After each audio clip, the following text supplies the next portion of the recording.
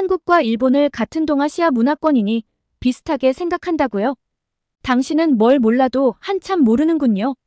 여기 일본 게이오 대학의 교수 연구실, 미국 출신으로 일본 게이오 대학에서 10년을 강의한 미국 교수가 한국에 왔다 간 뒤 일본에서의 생활을 정리하고 한국에 머무르기로 했다는데요. 한 달간 머무르기로 했던 일정은 한국인들의 독특함을 알게 되면서 1년으로 늘어났고 더 오래 머무르기 위해 백방으로 방법을 알아보고 있다고 합니다.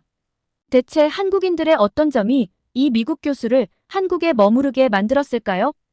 오늘의 사연 시작합니다. 안녕하세요. 저는 미국 출신의 문화인류학과 교수로 지난 10년간 게이오 대학에서 일본의 대학생들을 가르친 제니퍼예요.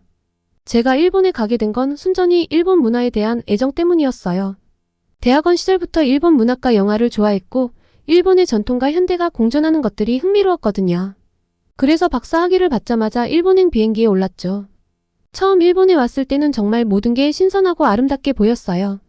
도쿄의 번화가와 조용한 신사가 공존하는 모습, 첨단 기술과 전통 예절이 어우러진 일본 사회까지 이 모든 것이 저를 흥분시켰죠. 게이오 대학에서 강의를 시작했을 때도 학생들의 공손함과 성실함에 감동받았어요. 하지만 시간이 지나면서 점점 뭔가 이상하다는 걸 느끼기 시작했어요. 제가 가르치는 학생들, 이른바 사토리 세대라고 불리는데요. 이 젊은이들이 무기력해 보이는 거예요. 명문대생인데도 말이에요. 처음에는 제 눈에 익숙하지 않아서 그런가 싶었는데 갈수록 그 징후가 뚜렷해졌어요. 교수님, 저는 그냥 평범하게 살고 싶어요. 새로운 걸 시도하기엔 위험해요. 요즘은 명문대를 졸업해도 좋은 직장 구하기 힘들고 결혼도 하기 힘드니까요. 캠퍼스 밖의 현실은 더 암울했습니다. 얼마 전에는 이케부쿠로 중앙공원에서 열리는 노숙자 대상 무료급 식소에 가본 적이 있는데 그 광경이 아직도 눈에 선해요. 자원봉사자분이 말씀하시길 코로나 이후로는 급식을 받으러 오는 사람들이 3배나 늘었고 코로나가 지나간 지 꽤 되었는데 그 인원이 줄지 않는다고요.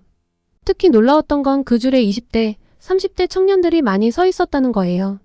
대학을 갓 졸업한 듯한 젊은이들이 굶주림에 시달리는 모습을 보면서 일본 사회의 현실을 직시하게 됐어요. 이게 제가 동경하던 일본의 모습이 맞나 싶었죠. 신문 헤드라인도 매일같이 암울했습니다. 청년 비정규직 증가, 저출산 문제 심각, 경제 성장률 하락 등등 10년 전 제가 일본에 왔을 때와 비교하면 상황은 계속 악화되는 것 같았어요. 한때 세계 2위의 경제 대국이었던 일본이 이렇게 장기 침체에 빠져 있다는 게 믿기지 않을 정도였죠. 이런 것들에 대해서 제 주변의 일본인 동료 교수들과 이야기를 나눠보았는데요. 희망적인 얘기는 들을 수 없었어요. 그들도 일본의 미래에 대해 회의적이었거든요. 잃어버린 30년이라는 말이 이제는 그저 진부한 표현이 되어버렸을 정도였으니까요. 그러다 어느 날 제 수업을 들었던 한 학생이 찾아왔어요. 대학생 때만 해도 반짝거렸던 사토의 눈빛은 슬픔과 좌절감으로 가득 차 있었습니다. 사토군 취직 축하해요. 열심히 준비한 만큼 좋은 결과가 있어서 다행이에요. 제 축하의 말에 사토는 씁쓸한 미소를 지었어요. 교수님, 축하는 하지 않으셔도 돼요. 그의 예상치 못한 반응에 저는 당황했습니다. 무슨 말이에요? 대형 전자회사에 입사했다며? 그게 왜 축하할 일이 아닌가요? 사토는 고개를 숙이며 말했어요. 네, 대기업을 들어간 건 맞아요. 하지만 정규직이 아니라 계약직으로요. 3년 계약이에요. 3년 계약이라도 좋은 시작 아닌가요? 열심히 일하면 정규직 전환의 기회도 있지 않을까요? 사토는 고개를 저었습니다. 그게 문제예요, 교수님. 제 선배들 얘기를 들어보니 계약직에서 정규직으로 전환되는 경우가 거의 없대요. 오히려 3년 후에는 다른 계약직으로 대체되는 경우가 많다고 해요. 그리고 저는 매일 정규직 직원들과 같은 일을 하는데 대우는 완전히 달라요. 대우가 얼마나 차이가 나길래 이러나 싶어 저는 의아한 마음에 대체 어떤 문제가 있냐고 물어봤습니다. 월급은 정규직의 70% 수준이고 보너스도 없어요. 퇴직금이나 연금 혜택도 못 받고요. 게다가 회사 연수나 승진 기회도 주어지지 않아요. 사토의 눈에 절망감이 가득했습니다. 교수님, 이대로 가면 제 미래가 너무 불안해요. 집을 살 수 있을지 결혼은 할 수 있을지 걱정돼요. 부모님께서도 걱정하세요. 내가 비정규직이라는 이유로 좋은 혼처를 놓치면 어쩌냐고요. 그의 말을 들으며 저는 일본 사회의 구조적인 문제를 다시 한번 실감했습니다. 이건 단순히 사토리 세대의 무기력함이 아니었어요. 열심히 공부해서 좋은 대학을 나와도 안정적인 미래를 꿈꾸기 어려운 현실. 젊은이들이 꿈꿀 수 있는 환경 자체가 사라져가고 있다는 것을 피부로 느꼈습니다. 이런 경험들이 쌓이면서 저는 점점 무력감을 느끼기 시작했어요. 제가 아무리 열정적으로 가르치고 학생들을 격려해도 그들이 마주할 현실을 바꿀 수는 없다는 생각이 들었거든요. 문화인류학자로서 일본 사회를 관찰하고 연구하는 것도 이제는 의미가 없어 보였어요. 결국 저는 슬픈 결론에 도달했어요. 일본에는 미래가 없다. 제가 사랑하던 이 나라, 10년간 제 삶의 터전이었던 이곳에서 더 이상 희망을 찾을 수 없다는 걸 인정하게 된 거예요. 이런 생각이 들자 갑자기 숨이 막히는 것 같았어요. 10년이라는 시간을 헛되이 보낸 것 같고 앞으로 어떻게 해야 할지 막막했죠. 일본을 떠나야 할까? 그렇다면 어디로 가야 할까? 미국으로 돌아가야 하나? 이런 고민들이 꼬리에 꼬리를 물고 이어졌어요. 그러던 어느 날 오랜만에 대학 동기인 사라에게서 전화가 왔어요. 사라는 서울대학교를 비롯한 서울 소재의 몇몇 대학교에 출강을 하며 한국에서 지내고 있다고 했습니다. 제니퍼, 잘 지내고 있어?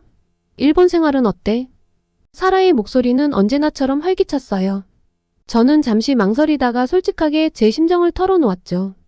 글쎄, 요즘 좀 힘들어. 일본 사회가 너무 침체되어 있어서 미래가 안 보여. 제 말을 듣고 사라가 잠시 침묵했어요. 그러다 갑자기 흥분된 목소리로 말하더라고요. 그럼 이번 기회에 한국에 와보는 건 어때? 내가 있는 서울 말이야. 솔직히 말하면 저는 한국에 대해 큰 관심이 없었어요. 물론 케이팝이나 한국 드라마 같은 것들이 세계적으로 인기라는 건 알고 있었지만 그저 표면적인 문화 현상이라고만 생각했거든요. 글쎄, 사라. 나 한국에 대해 잘 몰라. 아시다시피 내가 드라마나 음악은 큰 관심이 없잖아. 제가 망설이자 사라가 재빨리 말을 이어갔어요. 제니퍼, 넌 한국을 아주 단편적으로만 알고 있구나. 한국은 일본과 같은 동아시아 국가지만 일본과는 전혀 달라. 특히 젊은이들의 에너지가 놀라워. 한국인만의 역동적이고 아주 독특한 DNA를 확인하고 나면 넌 분명 매력을 느낄 거야. 사라의 말에 저는 의아했어요. 제가 알기로 한국도 저출산, 청년 실업 같은 문제로 고민하고 있지 않나요? 하지만 한국도 일본과 비슷한 문제들이 있다고 들었는데. 맞아, 문제가 없는 건 아니야. 하지만 그걸 해결해 나가는 방식이 달라. 한국인들은 위기 상황에서 놀라운 결집력을 보여주거든. 그리고 변화의 속도가 정말 빨라. 넌 문화인류학자잖아. 이런 걸 직접 보고 연구할 수 있다면 흥미롭지 않을까?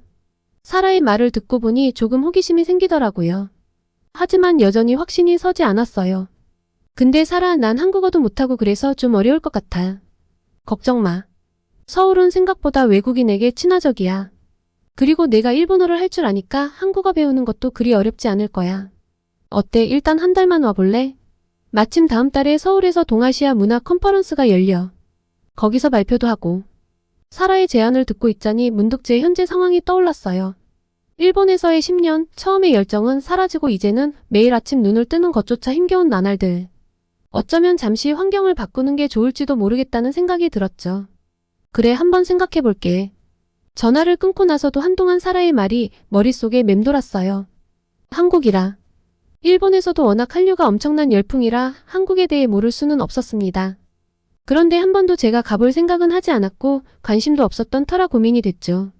다음날 아침 수업을 마치고 연구실로 돌아왔을 때 우연히 책상 위에 놓인 신문 기사가 눈에 띄었어요. 한국 글로벌 경기 침체 속 반도체 산업 회복세. 기사를 읽어보니 세계적인 경기 둔화 상황에서도 한국이 반도체 산업을 중심으로 빠르게 회복하고 있다는 내용이었어요. 기사는 한국 정부의 신속한 정책 대응과 기업들의 혁신적인 전략, 그리고 근로자들의 유연한 대처가 이러한 회복을 가능하게 했다고 분석했습니다. 특히 청년 취업률이 개선되고 있다는 내용이 눈에 띄었어요. 이 기사를 읽으며 저는 사토와 나눈 대화를 떠올렸습니다. 같은 동아시아 국가인데도 이렇게 다를 수 있다니 한국의 젊은이들은 어떤 생각을 하고 있을까? 그들도 일본의 젊은이들처럼 미래를 비관적으로 바라볼까? 문득 사라가 했던 말이 기억났어요. 한국은 일본과 같은 동아시아 국가지만 일본과는 전혀 달라. 특히 젊은이들의 에너지가 놀라워. 이 기사를 계기로 저는 한국에 대해 더 알아보고 싶다는 생각이 들었습니다. 어쩌면 이것이 제가 찾던 새로운 연구 주제가 될 수도 있겠다는 생각이 들었어요. 그 순간 결심이 섰어요. 한 달 정도 한국에 가보자.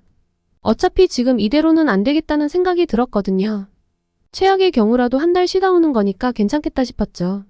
사라에게 전화해서 한국 방문을 결정했다고 알렸더니 정말 기뻐하더라고요. 정말 잘 생각했어, 제니퍼. 내가 공항으로 마중 나갈게. 아, 그리고 걱정 마. 숙소는 내가 다 알아봐 놨어. 그렇게 저는 10년 만에 처음으로 일본을 떠나 새로운 곳으로 떠나기로 했어요. 여행 가방을 싸면서 이상한 기분이 들더라고요. 설렘? 불안? 아니면 그저 일본에서 벗어난다는 안도감? 뭐라고 표현해야 할지 모르겠지만 참 독특한 기분이었습니다. 비행기 표를 예매하고 동료 교수들에게 이야기하니 놀라는 눈치였죠. 하지만 저로서는 이 변화가 절실히 필요했어요. 그리고 약간의 설렘과 기대감, 그리고 어색함을 안고 한국에 도착했습니다. 인천공항에 도착했을 때 첫 느낌은 와, 정말 깨끗하고 현대적인 애였어요. 일본의 나리타 공항과는 또 다른 분위기랄까요? 사라가 공항으로 마중 나와 있었는데 그 모습을 보자마자 안도감이 밀려왔어요. 제니퍼. 여기야, 여기. 사라는 여전히 활기차더군요. 반갑게 포옹을 나누고 나서 우리는 서울 시내로 향했죠. 그런데 공항에서 나오자마자 느낀 건 일본과는 완전히 다른 공기였어요. 뭔가 더 역동적이고 빠르고 정신없는 느낌? 사라, 여기 사람들 다들 바빠 보이네. 그렇지. 한국의 빨리빨리 문화를 이제 경험하게 될 거야. 사라의 말대로 서울 시내로 들어서자 그 빠른 리듬이 더욱 느껴졌어요. 특히 지하철은 정말 놀라웠죠. 일본의 지하철도 꽤 복잡하다고 생각했는데 서울의 지하철은 이용하기 어렵지 않더군요. 그런데 사람들이 정말 신기했어요. 사람들이 빠른 속도로 움직이고 에스컬레이터에서도 왼쪽으로 쭉 서서 걸어 올라가는 모습이 인상적이었죠. 사라, 다들 뭘 그렇게 서두르는 거야? 그게 서울이야. 항상 빠르게 움직이지 않으면 뒤처진다고 생각하거든. 처음에는 이 빠른 리듬에 적응하기 힘들었어요. 식당에서 주문할 때도 빨리 결정해야 하고 길을 걸을 때도 사람들 속도에 맞춰 빨리 걸어야 했죠. 일본에서의 여유로운 페이스는 여기서 통하지 않는 것 같았습니다. 숙소에 짐을 풀고 저희는 대학가 근처의 한 카페로 향했습니다. 밤 10시가 넘은 시간인데도 카페는 학생들로 가득 차 있었죠. 이 시간에 공부를 해? 그럼. 한국 학생들은 보통 이렇게 늦게까지 공부해. 경쟁이 정말 치열하거든. 카페 안을 둘러보니 정말 다들 열심히 책을 읽거나 노트북으로 뭔가를 하고 있었어요. 일본의 사토리 세대와는 전혀 다른 모습이었죠. 그 모습을 보고 있자니 가슴이 뛰더라고요. 이런 열정 일본에서는 보기 힘들었거든요. 배고프지? 우리 야식 먹으러 갈까? 사라의 말에 저는 깜짝 놀랐어요. 지금 벌써 11시가 다 됐는데? 괜찮아, 한국에선 이 시간에도 식사하는 게 흔해. 그렇게 우리는 근처의 한 고깃집으로 향했어요. 가게에 들어서자 숯불 냄새와 함께 시끌벅적한 소리가 들려왔죠. 테이블마다 사람들이 가득 앉아 고기를 구워 먹고 있었어요. 저 사람들은 한국 직장인이야. 아마 지금 회식을 하는 중일 거야. 회사 동료들이나 친구들과 함께 늦은 시간까지 먹고 마시는 건데 단합을 위해서 종종 이렇게 하곤 해. 그리고 한국은 이렇게 24시간 운영하는 식당들이 많아. 일단 밤늦게 돌아다녀도 안전하거든. 우리도 자리에 앉아 고기를 주문했어요. 그런데 놀라운 건 고기만 나온 게 아니라는 거예요. 소주, 맥주는 물론이고 각종 반찬들이 테이블을 가득 채웠죠. 사라, 이걸 다 먹는 거야? 그렇지. 한국에서는 이렇게 여러 가지를 같이 먹는 게 일반적이야. 그리고 술도 빼놓을 수 없지. 음식을 먹으면서 주변을 둘러보니 다들 즐겁게 이야기를 나누고 있었어요. 일본에서는 보기 힘든 광경이었죠. 늦은 시간임에도 불구하고 이렇게 활기찬 분위기라니. 제니퍼 어때? 한국의 첫인상은? 사라의 질문에 저는 잠시 생각에 잠겼어요. 솔직히 말하면 아직 어리둥절한 상태였죠. 하루 만에 이렇게 많은 문화 충격을 받을 줄은 몰랐으니까요. 글쎄, 아직 잘 모르겠어. 너무 다르고 빠르고 정신없어. 약간 얼떨떨한 것도 사실이야. 하지만 동시에 뭔가 흥미롭기도 해. 그래, 처음엔 다들 그래. 하지만 시간이 지나면 이 활기찬 에너지에 완전 적응해서 너 일본에서 더 살기 힘들어질 거야. 그날 밤 숙소로 돌아와 침대에 누웠을 때 머릿속이 복잡했어요. 일본에서의 10년과 오늘 하루 동안 경험한 서울의 모습이 계속 교차했죠. 이렇게 가까운 나라인데 어떻게 이렇게 다를 수 있을까? 그리고 문득 이런 생각이 들었어요. 어쩌면 이번 한 달이 제 인생에 큰 변화를 가져올지도 모른다고요. 아직 확실한 건 없지만 뭔가 새로운 가능성이 보이는 것 같았어요. 다음날 아침 사라가 저를 서울대학교 캠퍼스로 데려갔어요. 활기찬 학생들로 가득한 캠퍼스를 걸으며 저는 궁금증을 참지 못하고 물었죠. 사라, 어제부터 느낀 건데 한국 사람들은 좀 독특해. 무표정하지만 행동은 빠르고 또 다들 활기차게 움직이네. 어떻게 이렇게 빠르고 쉼없이 움직이는 거야? 사라는 미소를 지으며 대답했어요. 그건 한국의 역사와 관련이 있을 거야. 한국인들은 수많은 위기를 겪으면서 독특한 생존 본능과 경쟁심을 발전시켰거든. 정말? 어떤 식으로? 혹시 당군의 부동산 실패 이야기를 들어본 적이 있어? 저는 고개를 저었고 사라는 계속해서 설명했어요. 한국의 건국 신화에서 당군이 한반도에 정착했는데 이 땅이 너무 척박해서 농사짓기가 힘들었대.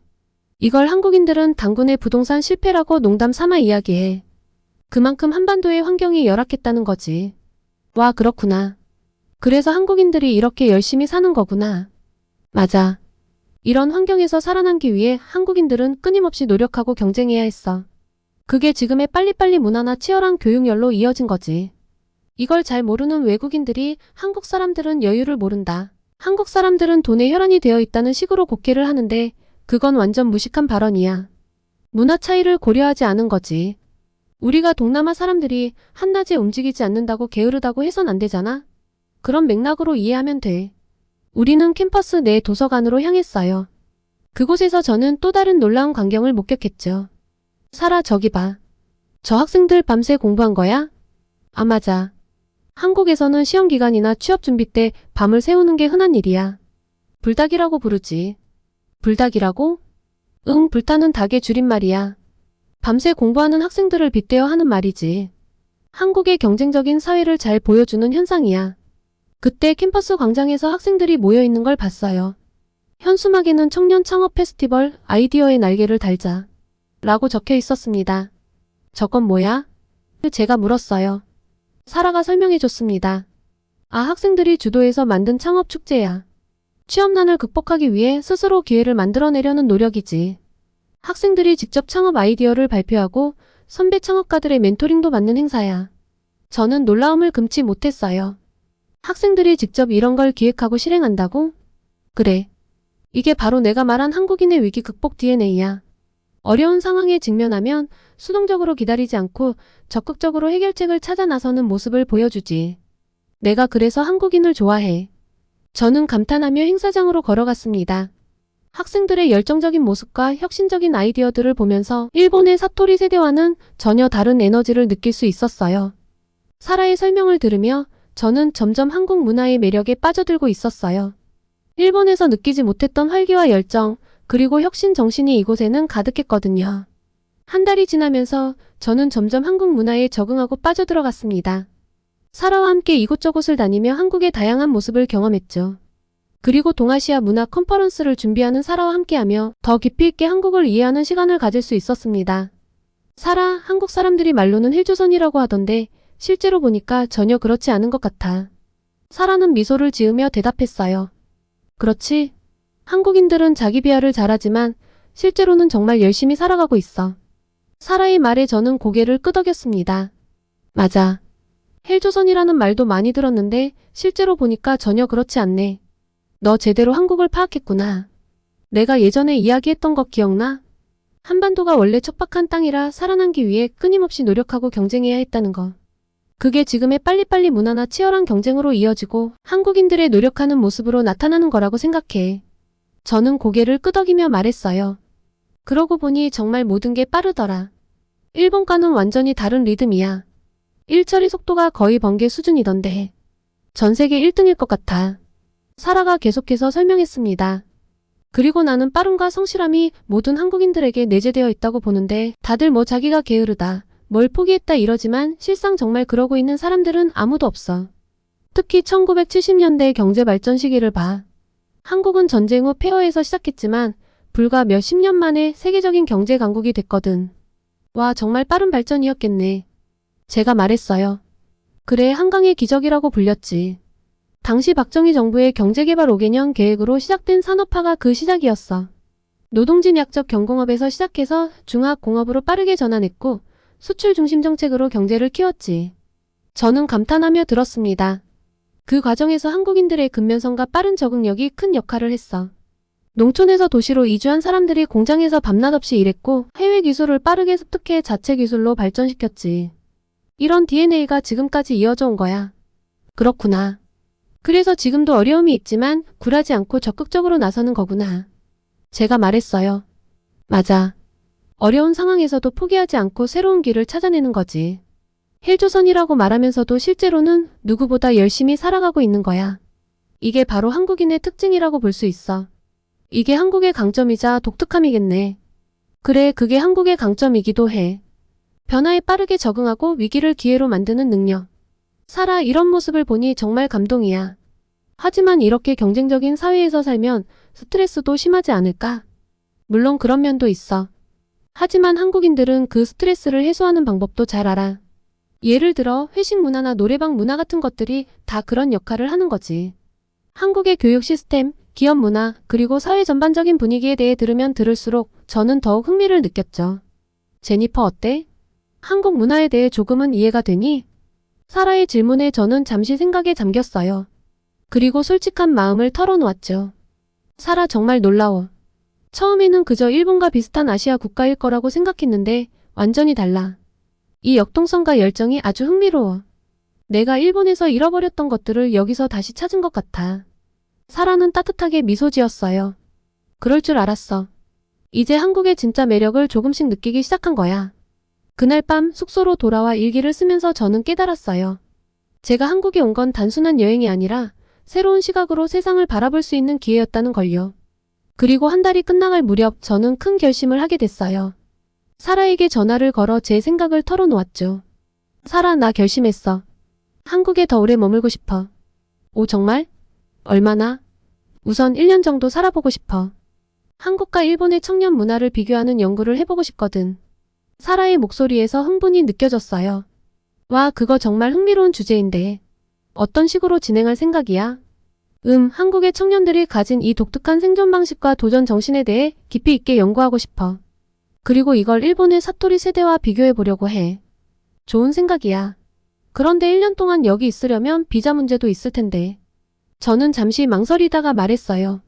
그래서 말인데 혹시 한국 대학에서 개건 교수 자리를 알아볼 수 있을까? 장기적으로는 정식 교수 자리도 찾아보고 싶어. 너 완전 진지하구나. 내가 한번 알아볼게. 우리 학과장님께 이야기해보고 이야기해줄게. 그렇게 저의 한 달 살기는 1년 살기로 확장됐어요. 일본으로 돌아가 게이오 대학에 1년간의 연구 휴가를 신청했고 다행히 승인을 받았죠. 그리고 한국으로 다시 돌아와 연구를 시작하면서 저는 매일매일이 새로운 발견의 연속이라는 걸 깨달았어요. 한국 청년들의 헬조선이라는 자조적인 표현 속에 숨겨진 도전 정신, 끊임없이 새로운 것을 추구하는 그들의 모습, 모든 것이 연구 대상이 되었죠. 사라, 내가 관찰한 바로는 한국 사람들이 훨씬 더 유연하고 적응력이 뛰어나고 위기 대처 능력이 좋은 것 같아. 사라가 고개를 끄덕이며 말했어요. 맞아. 그리고 그건 한국인들 고유의 특성이야. 예를 들어 길거리에서 트럭에서 뭔가 쏟아져서 길이 엉망이 되면 한국 사람들은 그냥 지나가지 않아. 옆에 있던 사람들이 와서 치우는 걸 도와주지. 이건 일본이나 다른 나라에선 잘 볼 수 없는 모습이야. 아, 정말? 일본에서는 그냥 지나갈 것 같아. 한국인들은 수많은 위기를 겪으면서 독특한 생존 본능을 발전시켰거든. 예를 들어 1997년 IMF 외환위기 때 전 국민이 금 모으기 운동에 참여했던 일을 들어봤어? 와, 정말? 그건 처음 듣는데. 그래, 전체 인구의 3분의 1이 참여했대. 이런 단결력은 세계적으로도 유례가 없는 일이야. 위기 상황에서 한국인들은 놀라운 결집력을 보여주지. 저는 감탄하며 말했어요. 일본에서는 상상하기 힘든 일이야. 개인주의적 성향이 강해서 그런 집단 행동이 쉽지 않거든. 맞아. 그리고 한국인들의 또 다른 특징은 참견을 잘한다는 거야. 예를 들어 길에서 누군가 어려움에 처하면 바로 나서서 도와주지. 아까 말한 것처럼 트럭에서 물건이 쏟아져도 지나가던 사람들이 와서 치우는 걸 도와주는 건 아주 흔해. 아, 그래서 거리가 항상 활기차 보이는구나. 일본은 오히려 타인의 일에 간섭하지 않는 걸 미덕으로 여기는데 말이야. 사라가 고개를 끄덕였어요. 그래서 때로는 불편할 수도 있지만 위기 상황에서는 큰 힘이 돼. 이런 특성이 한국의 빠른 경제 성장과 위기 극복에 도움이 됐다고 봐. 그러고 보니 한국 드라마나 영화도 현실을 직접적으로 다루는 경우가 많더라고. 사회 문제나 갈등을 솔직하게 표현하잖아. 맞아. 한국은 현실의 문제를 정면으로 다루는 걸 두려워하지 않아. 반면 일본은 그런 주제를 애니메이션이나 가상현실에서 다루는 경향이 있지. 이것도 한국인들의 직설적이고 적극적인 성향을 보여주는 예야. 저는 궁금해졌어요. 그럼 이런 특성이 젊은 세대의 창업 문화에도 영향을 미치나? 물론이지. 한국의 청년들은 취업난을 겪으면서도 적극적으로 창업에 도전해. 새로운 기회를 만들어내려는 노력이 대단해. 이것도 위기를 기회로 바꾸는 한국인의 특성이라고 볼 수 있어. 이런 대화를 나누며 저는 한국 문화의 독특함과 강점을 더욱 깊이 이해하게 되었어요. 일본에서의 10년간은 완전히 다른 활기 넘치고 역동적인 한국의 모습이 너무나 매력적이었습니다. 매력적인 한국을 경험하며 이제 제 앞에는 새로운 가능성이 펼쳐져 있습니다. 1년의 연구를 마치고 나면 어떤 선택을 하게 될지 아직 모르겠지만 한 가지 확실한 건 이 경험이 제 인생의 터닝포인트가 되었다는 거예요. 문화 인류학자로서 그리고 한 사람의 인간으로서 저는 더 넓은 시야를 갖게 되었어요. 한국과 일본 두 나라의 청년 문화를 비교하며 저 또한 성장하고 있다는 걸 느끼고 있답니다. 이 1년이 어떤 결과를 가져올지 그리고 제가 어떤 선택을 하게 될지 아직 모르겠어요. 하지만 한 가지 확실한 건 이 도전이 제 인생에서 가장 값진 경험이 될 거라는 거예요. 앞으로 한국에서 더 다양한 일들을 경험하고 또 연구하며 알게 된 점들은 다시 메일 보내겠습니다. 아무래도 메일을 좀 자주 보내게 될 것 같은데요. 다들 한국 할 때 진작 알아봤었어야 하는데 왜 한국이란 나라를 이제서야 알아봤는지 후회가 가득하네요. 이렇게 세계 각국에서 한국과 한국인의 위상이 드높아지는 최근 우리가 이렇게 명실상부한 선진국으로 자리 잡는데 가장 큰 희생을 한 분들이 있습니다. 너무나도 감사한 이분들께 아직까지 우리가 감사의 표현을 온전히 전달하지 못한 곳들이 많다는 것을 알고 계시나요? 최근 참혹한 90대 할아버지의 집이라며 퍼진 글이 국내에 큰 파장을 일으키고 있습니다.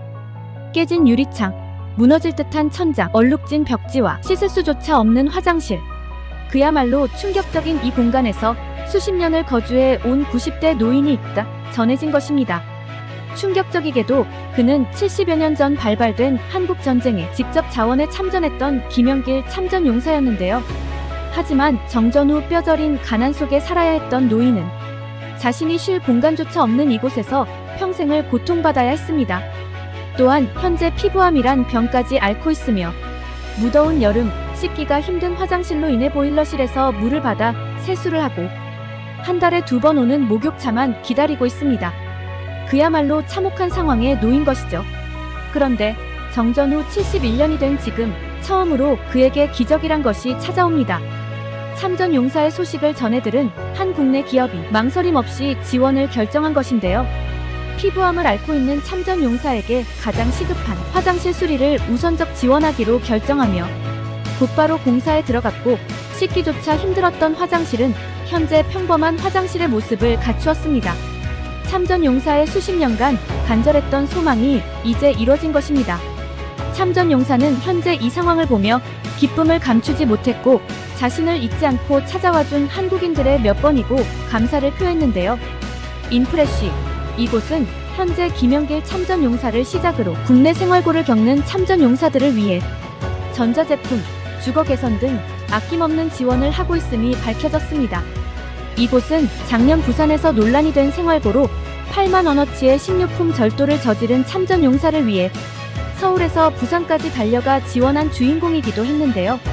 뿐만 아니라 1천만 원 상당의 식사 상품권 제공, 10,000km가 떨어진 에티오피아를 비롯해 필리핀, 태국에 가 의료, 물품, 금전 지원 등 그야말로 세계를 돌아다니며 지원하고 있습니다. 이에 수많은 외신들이 앞다투어 인프레쉬의 소식을 보도하고 있는데요. 한국의 정체성을 보여주는 기업. 한국은 우리를 잊지 않았다. 기적의 한국인들. 국가를 대신해 나선 이 기업의 행보에 세계는 열광했고 인프레쉬는 한국인이기 때문에 라는 답 한마디를 남겼죠. 인프레쉬가 이 같은 말을 한 이유가 있습니다. 실제 여러 평범한 사람들이 한국인이라는 이유로 이 기업의 행보에 동참하고 있기 때문인데요. 인프레쉬는 후원 창구를 열어달라는 많은 요청에 최근 후원 티셔츠와 볼캡을 출시했습니다. 지금의 한국이 있기까지 많은 희생과 헌신이 있었다. 라는 문구를 새긴 티셔츠와 함께 그들의 노고를 잊지 말고 기억하자는 메시지를 담고 있습니다. 인프레쉬는 일상 속 역사를 기억하였으면 하는 마음으로 편안히 착용할 수 있는 아이템과 디자인으로 제작하였는데요. 또한 해당 상품의 수익금 일부가 참전 용사분들께 후원되고 구매한 모든 한국인들의 이름으로 전달된다고 합니다. 인프레쉬는 365일이 국경일인 듯 지금도 이 같은 소식을 알리며 후원하고 있습니다. 저 역시 참전 용사님의 소식을 듣고 너무도 안타깝고 마음이 아팠는데요. 국가를 위해 헌신한 모든 영웅분들의 상황이 좋아지시길 간절히 바라며 많은 분들의 관심과 응원 부탁드립니다. 상품의 구매처는 고정 댓글에 남기겠습니다. 아직도 우리의 손길이 미치지 못한 영웅분들이 많은 만큼 이번 협업을 맞이하여 보다 많은 분들께서 동참을 해주셨으면 하는 바람입니다. 앞으로도 감동저장소 채널을 통해 참전 용사분들을 도울 수 있는 일이 있다면 적극적으로 함께하겠습니다. 이상 감동저장소였습니다. 왜 매번 한국만 이렇게 대단하다고 치켜세우는 거야? 이 교수도 또 친한파네. 여기 하버드 대학의 강의실안. 하버드 대학교에서 박사과정을 밟는 중인 한 중국 출신 여기자가 수업 전 엄청난 불평을 늘어놓고 있습니다. 수강 취소 기간을 놓쳐 어쩔 수 없이 수업을 듣게 된 것이 너무나 짜증난다던 그녀는 수업이 시작하고 나서 엄청난 충격에 휩싸이고 한국에 가기 위한 비행기 티켓을 알아보고 있다는데요. 대체 수업에서 어떤 이야기를 들었길래 이렇게 태도가 돌변했을까요? 오늘의 사연 시작합니다. 안녕하세요. 저는 장웨이라고 합니다. 중국 베이징 출신으로 중학교 때부터 부모님의 지원으로 미국에서 생활을 했어요. 미국 하버드 대학교를 졸업하고 블룸버그 통신에 입사할 때까지 저는 나름 탄탄대로를 걸어왔다고 생각합니다. 하지만 입사 이후 엄청난 사건을 겪고 지금은 한국에 갈 준비 중이에요. 제가 생각해도 참 파란만장한데 어떻게 한국에 갈 생각을 하게 되었는지 하나씩 이야기해 보겠습니다. 모든 것은 제가 블룸버그 베이징 지국에 발령받으면서 시작됐어요. 그때만 해도 저는 정말 들떠 있었습니다. 미국에서 유학을 마치고 고국으로 돌아와 기자로서의 꿈을 이루게 된 거니까요. 베이징의 활기찬 거리를 걸으며 이제 진짜 기자 생활이 시작된다는 생각에 가슴이 두근거렸죠. 하지만 그 설렘은 오래가지 못했습니다. 현실은 제가 상상했던 것과는 너무나 달랐어요. 첫 출근 날 사무실 분위기가 어쩐지 무거웠죠. 동료들의 표정이 굳어 있었고 모두가 조심스럽게 행동하는 것 같았어요. 제 꿈이었던 기자 생활이 악몽일 줄은 몰랐어요. 알고 보니 중국 정부의 조치로 미국 언론사들은 하나씩 중국에서 쫓겨나는 중이었습니다. 블룸버그 통신은 아직 유지는 하고 있었지만 언제 나가야 할지 모르는 상황이었어요. 저처럼 중국 출신인 사람들을 제외하고서는 다들 굉장히 불안정한 모습이었습니다. 사람들이 중국 정부를 무서워하는 것이 좀 과장된 생각이다 싶기도 하고 중국을 나쁘게만 생각하는 것 같아 짜증도 좀 났는데 중국 출신인 저도 놀랄만한 일이 벌어졌습니다. 제게 친절하게 이것저것 알려주시고 또 좋은 기사를 써왔던 존경하던 선배 기자 헤이즈 판이 갑자기 체포된 거예요. 국가안보 위협 혐의라고 했죠. 그날 아침 사무실은 완전히 얼어붙었습니다. 마치 정적이 내려앉은 무덤 같았어요. 누군가가 헤이즈의 체포 소식을 전했을 때가 아직도 생생합니다. 모든 사람들의 얼굴에서 색이 빠져나갔어요. 키보드를 두드리던 소리도 전화벨 소리도 모두 멈췄죠. 마치 시간이 멈춘 것 같았어요. 동료들은 서로 눈빛만 교환할 뿐 누구도 큰 소리로 말하지 못했어요. 고 팀장이 회의실로 모두를 불렀습니다. 문을 닫자마자 팀장님은 착가라앉은 목소리로 말했어요. 모두 들었겠지만 헤이즈가 체포됐습니다. 기자로서 이런 말을 한다는 것이 좀 부끄럽지만 저는 우리 구성원이 먼저입니다. 당분간은 우리 모두 조심하기로 하죠. 미국에 돌아갈 때까지 민감한 주제는 피하세요. 그 말을 듣는 순간 제 등줄기로 차가운 것이 흘러내리는 것 같았어요. 회의가 끝나고 자리로 돌아왔을 때 모두가 마스크를 쓴 것처럼 표정이 굳어 있었습니다. 평소 농담을 주고받던 동료들도 침묵을 지켰고 서로의 눈치를 살피며 조용히 일했어요. 제 심장은 마구 뛰었고 손이 떨려 키보드를 제대로 칠 수 없었습니다. 어떻게 이럴 수가 있지? 저는 속으로 계속 중얼거렸어요. 헤이즈 선배는 그저 진실을 보도하려 했을 뿐인데 그게 그렇게 큰 죄였나요? 밤마다 잠을 이루지 못하고 뒤척였습니다. 매일 아침 일어날 때마다 오늘은 헤이즈 선배가 풀려날까? 하는 기대를 했지만 그 기대는 항상 무너졌죠. 한 달이 지나고 두 달이 지나고 결국 1년이 넘도록 헤이즈 선배는 구금되어 있었어요. 그 기간 동안 저는 점점 더 위축되어 갔습니다. 매 순간 조심해야 했고 쓰는 모든 기사에 대해 자기 검열을 하게 됐죠. 저는 계속해서 기사 같지 않은 기사만 찍어내고 있었습니다. 다행히도 1년 뒤 헤이즈 선배가 보석으로 풀려났다는 소식이 전해졌습니다.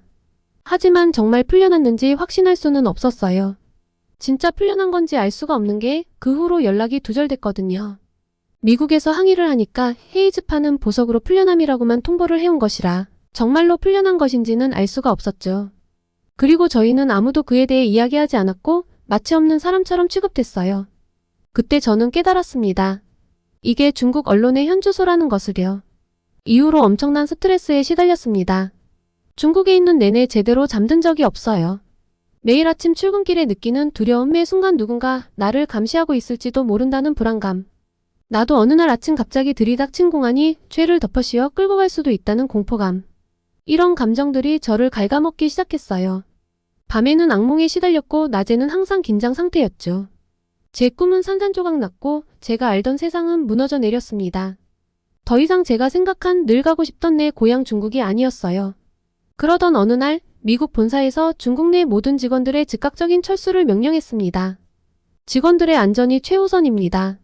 현재 상황으로 볼 때 여러분의 안전을 보장할 수 없어 이 같은 결정을 내렸습니다.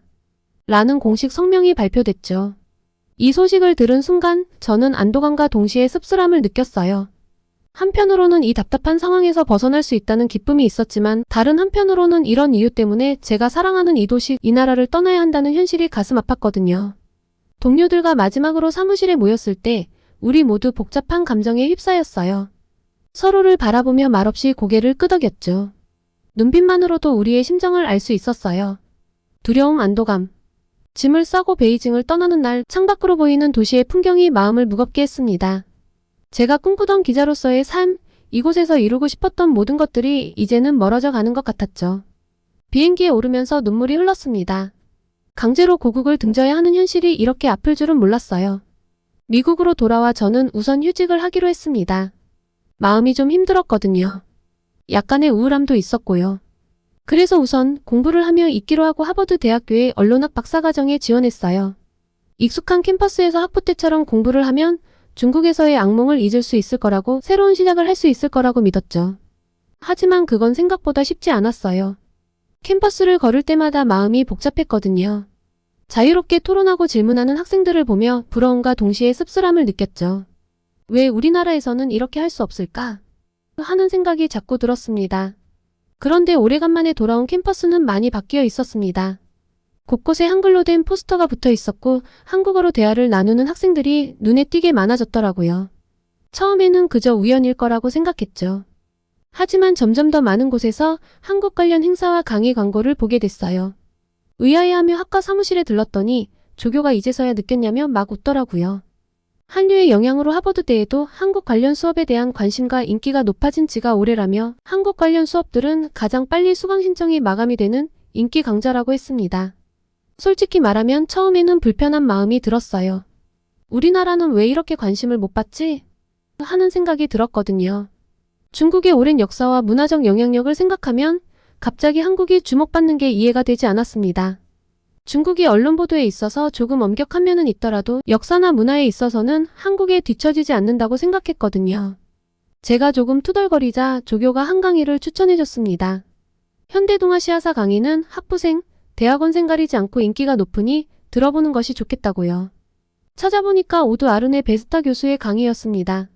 세계적으로 유명한 학자여서 그의 저서 냉전의 지구사는 제가 학부 때 읽었던 책인데 그의 날카로운 통찰력에 감명받았었거든요. 아주 즐거운 마음으로 수강 신청을 했습니다. 그리고 바쁜 나날에 잠시 잊고 있다가 개강 전 강의 계획서를 보고 후회를 엄청나게 했습니다. 한국에 대한 내용이 줄을 이루고 있더라고요. 아, 여기서도 한국 이야기구나 싶어 수강 취소를 고민했죠. 솔직히 말해서 저는 그때까지도 한국에 대해 별로 관심이 없었어요. 오히려 약간의 반감마저 있었죠.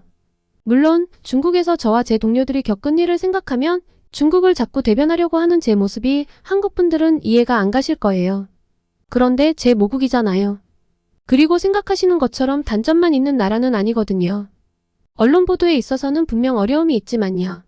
분명 중국은 장점도 있는 나라인데 예전에도 좀 느꼈지만 다시 미국으로 돌아와서 느낀 건 미국인들이 대체적으로 중국에 대해서 부정적인 시각을 보이고 한국에 대해서는 호의적인 반응을 보이는 경우가 많다는 것입니다. 예전의 느낌이라면 다시 미국으로 돌아와서는 부정할 수 없는 사실이 되어버렸네요. 이게 좀 짜증이 났습니다. 그리고 캠퍼스에서도 여기저기 한국 투성이고 길거리에서도 뉴스에서도 한국 언급이 많아서 좀 보기 싫은 것이 솔직한 제 심정이었어요. 하지만 결국 강의를 듣기로 했습니다. 일단 수강 취소 기간이 지나 있었어요. 그리고 어쩌면 이게 한국의 인기 비결을 알 수 있는 기회일지도 모른다고 생각했거든요. 무엇보다 베스타 교수님의 강의라면 분명 배울 점이 있을 거라 믿었죠. 강의 첫날 저는 긴장된 마음으로 강의실에 들어섰어요. 강의실은 이미 학생들로 가득 차 있었죠. 놀랍게도 아시아계 학생들뿐만 아니라 다양한 인종의 학생들이 모여 있었어요. 모두들 기대에 찬 표정으로 교수님을 기다리고 있었죠. 베스타 교수님이 들어오시자 강의실이 조용해졌어요. 그의 첫 마디가 아직도 생생하게 기억납니다. 여러분, 오늘부터 우리는 동아시아, 특히 한국의 놀라운 이야기를 함께 탐험하게 될 겁니다. 이 여정이 끝날 때쯤이면 여러분은 세계를 보는 새로운 시각을 갖게 될 거예요. 그 말을 듣는 순간 저도 모르게 흥미가 생겼어요.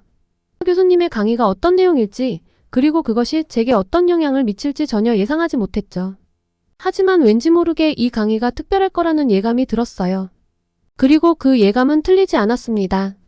베스타 교수님은 한국은 매우 독특한 나라예요. 중국, 일본에 비해 너무나 흥미로운 점이 많은 나라죠. 라며 본격적인 강의를 시작했습니다. 순간 제 심장이 빠르게 뛰기 시작했어요. 뭐라고요? 한국이 중국이나 일본보다 독특하다고요? 저도 모르게 눈살을 찌푸렸죠. 중국의 5,000년 역사와 문화를 생각하면 이 말이 도저히 이해가 되지 않았거든요. 하지만 베스타 교수님은 계속해서 놀라운 이야기를 펼쳐나갔습니다. 한국의 언어적, 문화적 일관성은 적어도 3,000년이나 거슬러 올라갑니다. 현대 한국어는 중세 한국어에서 유래했고 그것은 다시 고대 한국어에서 나왔죠. 그 뿌리는 원시 한국어라는 형태로 거슬러 올라갑니다. 교수님은 이어서 한국어의 발전 과정을 설명하셨어요. 현대 한국어가 중세 한국어에서 유래했고 그것이 다시 고대 한국어에서 나왔으며 궁극적으로는 원시 한국어에서 비롯되었다는 거예요. 이 설명을 들으며 저는 한국어의 역사가 얼마나 깊고 일관된 것인지 새삼 깨달았습니다. 그리고 교수님은 이 점이 바로 한국을 독특하게 만드는 요소라고 강조하셨어요. 중국은 이렇지 않습니다. 일본도 마찬가지죠. 적어도 이런 방식으로는 아닙니다. 이런 점에서 한국은 자신의 지역에서 상당히 독특한 존재입니다. 이 말을 듣는 순간 저는 완전히 혼란스러워졌어요. 중국의 역사에서 우리는 항상 한국을 포함한 주변국들을 문화적으로 열등한 존재로 여겼는데 왜 교수님은 한국을 이렇게 특별하다고 하는 걸까요? 중국이 4대 문명 발상지인 걸 저 교수님이 설마 모르는 걸까요? 교수님의 설명은 계속됐어요. 한국이 민족으로서 가진 특성에 대해 이야기하셨죠. 한국은 공통된 혈통, 역사, 문화, 언어를 공유하는 대규모 집단이 특정 영토에 함께 살아왔습니다. 이는 19세기 유럽 민족주의의 정의와 매우 유사하지만 한국의 경우 그보다 훨씬 이전부터 이런 특성을 가지고 있었죠. 이 설명을 들으며 저는 한국의 민족적 정체성이 얼마나 오래되고 강력한 것인지 깨달았어요. 유럽의 민족주의가 19세기에 형성된 것과 달리 한국은 그보다 훨씬 이전부터 민족으로서의 특성을 가지고 있었다는 거예요. 이는 정말 놀라운 사실이었습니다. 교수님은 이어서 한국의 의로움에 대해 설명하셨어요. 한국에서는 의라는 개념이 매우 중요합니다.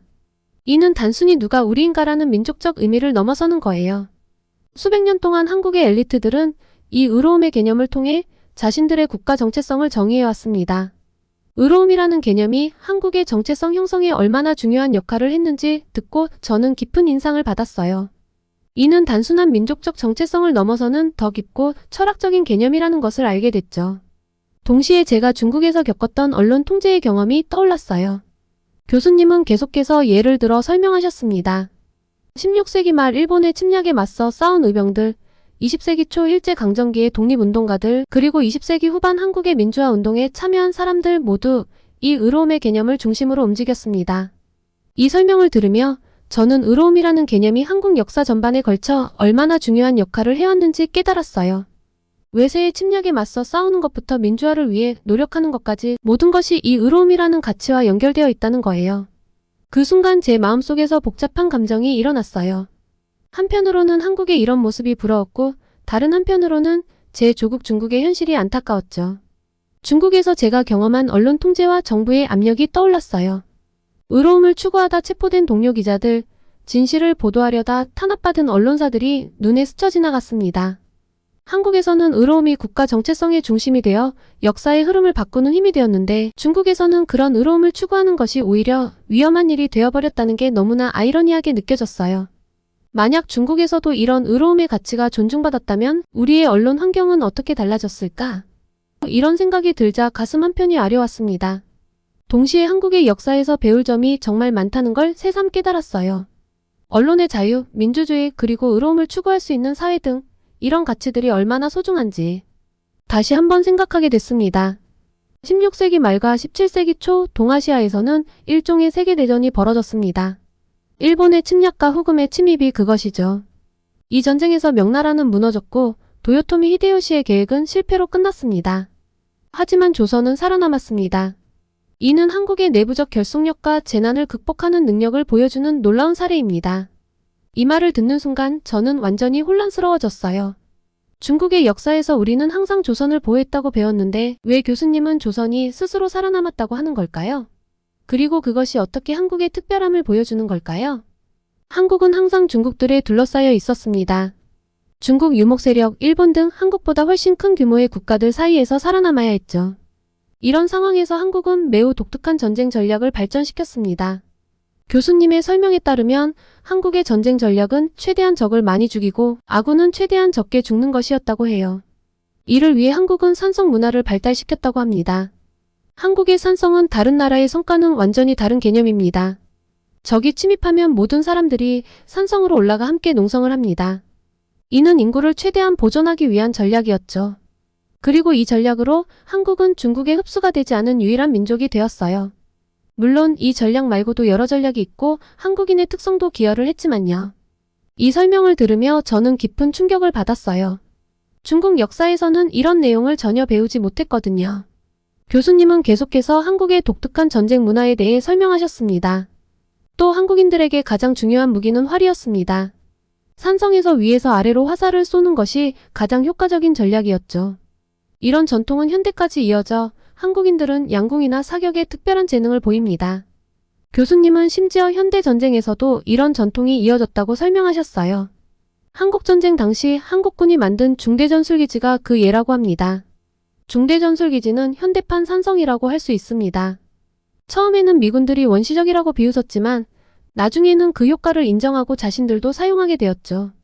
더 놀라운 것은 이런 인구 보존을 위한 전략이 평화시에도 한국인들의 행동에 영향을 미친다는 거예요. 한국인들은 위기 상황에서 갑자기 뭉칩니다. 평소에는 서로 경쟁하고 시기하지만 재난 상황에서는 놀라운 협동심을 보여줍니다. 이는 수천 년간 생존을 위해 발달시킨 문화적 유전자라고 할 수 있죠. 교수님은 IMF 외환위기 때의 금 모으기 운동, 코로나 시기의 대응 등을 예로 들며 이런 특성을 설명하셨어요. 이 모든 설명을 들으며 저는 깊은 충격과 동시에 존경심을 느꼈어요. 중국보다 훨씬 작은 나라인 한국이 어떻게 수천 년간 독립을 유지할 수 있었는지 이해하게 된 것 같았거든요. 늘 중국 입장에서 생각을 해서 못 느꼈는데 한국 입장에서 생각해보니 이렇게 거대한 중국 옆에서 살아남은 것 자체가 한국의 저력을 보여주는 것이었어요. 그리고 문득 이런 결론을 내렸습니다. 우리가 항상 한국을 작은 나라라고만 생각했던 게 얼마나 잘못된 편견이었을까? 어쩌면 한국은 우리보다 더 강인하고 지혜로운 나라일지도 모르겠다. 이런 생각을 하니 한국에 대해 더 많이 알고 싶다는 욕구가 강하게 일어났습니다. 우리가 몰랐던 혹은 무시했던 한국의 진정한 모습을 알고 싶어졌어요. 그리고 우리나라도 한국으로부터 배울 점이 많을 것 같다는 생각이 들었습니다. 그날 밤 저는 잠을 이루지 못했어요.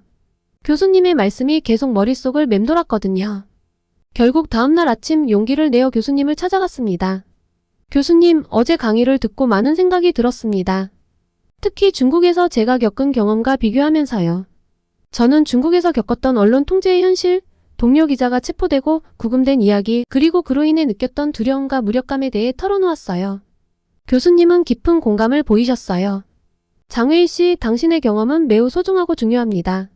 중국의 언론 통제 현실을 직접 겪은 사람의 이야기니까요. 그리고 교수님은 중국의 언론 통제와 공산당에 대해 더 자세히 설명해 주셨어요. 중국 공산당은 2015년을 전후로 대학 교육에 대한 대대적인 통제를 시작했습니다. 대학교 교수들에 대한 사상 검증과 커리큘럼 전체에 대한 검증이 이루어졌죠. 공산당원인 학생들이 교수들의 강의 내용을 감시하고 보고하는 일까지 있었습니다. 교수님의 설명을 들으며 저는 충격을 받았어요. 제가 경험한 언론 통제가 대학에까지 미치고 있다는 사실이 너무나 놀라웠거든요. 게다가 교수님은 계속하셨어요. 중국의 주요 대학에는 강의실마다 CCTV가 설치되어 있어 강의 내용이 모두 녹화됩니다. 이런 환경에서 교수들이 자유롭게 의견을 표현하기는 불가능하죠. 교수님의 말씀을 듣고 저는 충격에 빠졌어요. 교수님, 정말 중국이 그렇게까지 했나요? 제가 알던 중국과는 너무 다른 모습 같아요. 교수님은 고개를 끄덕이셨어요. 네, 안타깝게도 사실입니다. 앞서 말한 2015년에는 대학 교육의 대학살이라고 말해도 결코 과장이 아닐 정도로 사상 검증이 이루어진 탓에 이때 지식인들이 또 언론인들이 참된 대학생들이 많이 죽고 중국을 떠나기도 했죠. 학생이 학생들을, 학생이 교수를, 또 교수가 교수를 신고하는 안타까운 일들이 벌어졌어요. 심지어 일부 교수들은 해고되거나 보직이 변경되기도 했습니다. 교수님은 잠시 숨을 고르시더니 계속 말씀하셨어요. 그리고 최근 몇 년 사이 홍콩의 상황도 매우 우려스럽습니다. 불과 며칠 만에 여러 언론사가 문을 닫는 일들이 일어나고 있어요. 모두 중국의 비판적인 언론들이었죠. 저는 놀라서 물었어요. 어떻게 그런 일이? 교수님은 슬픈 표정으로 설명하셨어요. 홍콩 당국의 수사와 체포가 계속되자 압박을 견디지 못한 겁니다. 몇 년 전 폐간한 빈과일보까지 포함하면 반년 사이 4곳의 비판적 매체가 사라졌어요. 더 충격적인 건 중국과 홍콩 당국이 정부를 비판하는 언론을 가짜뉴스로 처벌하는 법안까지 만들겠다고 하는 겁니다. 저는 눈물이 났어요. 저는 몰랐어요. 제가 중국의 이런 어두운 면을 전혀 몰랐다니 너무 부끄럽고 슬퍼요. 교수님은 제 어깨를 토닥이며 말씀하셨어요. 자책하지 마세요. 이런 사실을 아는 것만으로도 큰 진전입니다. 잠시 동안 침묵을 가지고 마음을 추스리고 나니 궁금증이 생겼습니다. 교수님, 일본의 언론 상황은 어떤가요? 한국과 비슷한가요? 아니면 중국이나 홍콩과 비슷한가요? 교수님은 잠시 생각하시더니 대답하셨어요. 일본의 상황은 중국이나 홍콩만큼 심각하지는 않지만 문제가 없는 것은 아닙니다. 특히 아베 정권 시절에는 언론 통제 논란이 있었죠. 저는 놀라서 물었어요. 정말요? 어떤 일이 있었나요? 교수님은 설명을 이어갔어요. 아베 정권에 있었던 일인데 아베 총리와 가까운 자민당 의원들의 모임에서 언론을 통제하려는 발언들이 나왔어요. 언론을 혼내주려면 광고 수입을 없애면 된다거나 정권에 악영향을 주는 프로그램을 후원하는 회사를 공개하자는 등의 말이 오갔죠. 저는 충격을 받았어요. 그건 정말 위험한 발언 같아요. 교수님은 고개를 끄덕이셨어요. 맞아요. 게다가 선거를 앞두고 자민당이 주요 방송사들에 공정하고 중립적으로 보도하라는 문서를 보내기도 했어요. 이는 언론을 위축시키려는 시도로 비판받았죠. 하지만 교수님은 덧붙이셨어요. 일본의 시민사회와 언론계는 이에 강하게 반발했어요. 언론단체들이 비판 성명을 발표하는 등 저항이 있었죠. 이는 일본 사회에 아직 언론의 자유를 지키려는 힘이 있다는 것을 보여줍니다. 저는 고개를 끄덕이며 말했어요. 그렇군요. 일본의 상황은 중국이나 홍콩보다는 나아 보이지만 여전히 주의 깊게 지켜봐야 할 것 같아요. 교수님은 미소를 지으셨어요. 맞아요. 언론의 자유는 항상 지켜내야 하는 가치입니다. 한국, 일본, 중국 모두 각자의 도전과 과제가 있죠. 이런 점에서 언론의 자유가 완벽히 보장된 한국의 사례는 매우 중요해요. 그들이 어떻게 언론의 자유를 지켜왔는지 배우는 것은 매우 의미 있을 거예요. 이 말을 들으며 저는 한국에서 공부하고 경험하고 싶다는 마음이 더욱 강해졌습니다. 다양한 동아시아 국가들의 언론 상황을 비교하며 배울 수 있는 기회가 될 것 같았거든요. 그리고 왜 한국만 매번 이렇게 다른 결과를 내는지 정말 순수하게 궁금해졌습니다. 그래서 좀 바보 같은 질문을 했어요. 교수님, 같은 동아시아 국가인데 왜 한국은 언론의 자유가 보장되는 건가요? 교수님은 미소를 지으며 대답하셨어요. 한국은 독특한 역사를 가진 나라입니다. 수천 년 동안 중국의 영향 아래 있었지만 자신들만의 정체성을 지켜왔다고 했죠.